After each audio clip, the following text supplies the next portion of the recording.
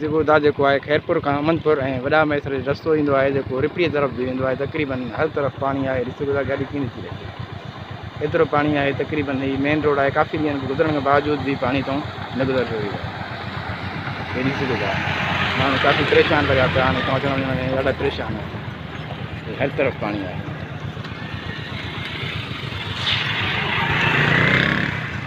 हेॾी सिगोदा कीअं गाड़ी वञी रही आहे।